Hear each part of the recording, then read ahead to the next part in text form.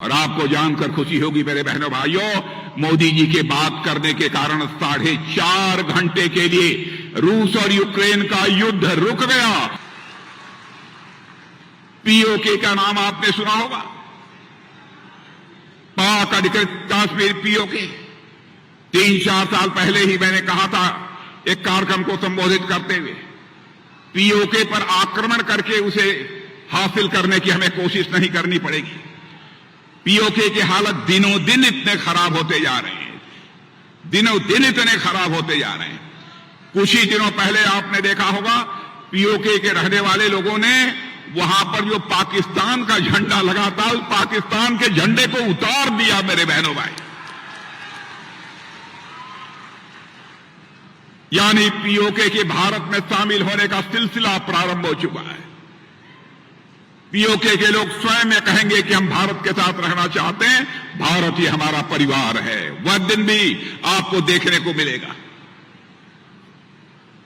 विडंबना है, दुख है, जिस तरीके से मानवाधिकारों का उल्लंघन हो रहा है पाक अधिकृत कश्मीर में, ह्यूमन राइट्स का वायलेशन हो रहा है।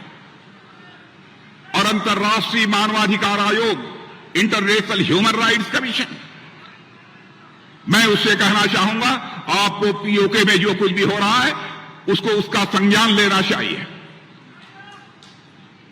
क्योंकि अंतर्राष्ट्रीय मानवाधिकार आयोग चुप्पी साध कर नहीं बैठ सकता। बहनों भाइयों, यदि हमारे ही बगल के एक भाग में भी इस प्रकार का मानवाधिकार का उल्लंघन हो रहा है, इसलिए मैं इंटरनेशनल ह्यूमन राइट्स कमीशन का मैं ध्यान आकर्षित करना चाहता हूं।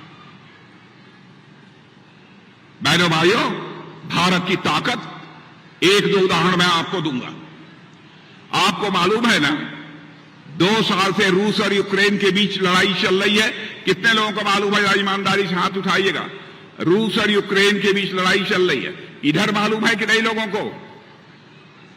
पीछे के लोगों को मालूम है रूस और यूक्रेन के बीच की लड़ाई चल रही है।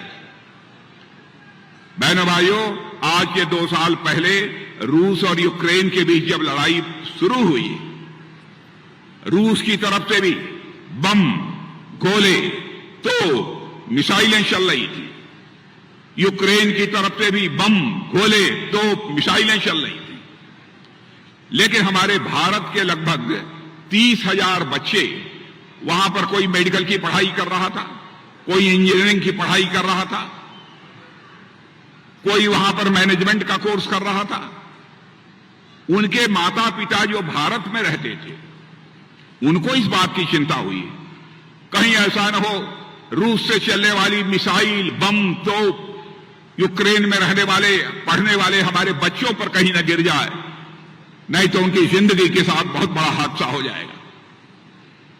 और सारे भारत में रहने वाले माता पिता आंखों में आंसू लेकर, दुखी होकर प्रधानमंत्री मोदी जी से मिले। बहनों भाइयों, मैं प्रत्यक्ष साक्षी हूं। मैं कहना चाहता हूं, हमारे प्रधानमंत्री ने क्षण भर की देर नहीं लगाई और उन्होंने रूस के राष्ट्रपति मिस्टर पुतिन से बात की और साथ ही यूक्रेन के भी राष्ट्रपति मिस्टर जेलेंस्की से बात की।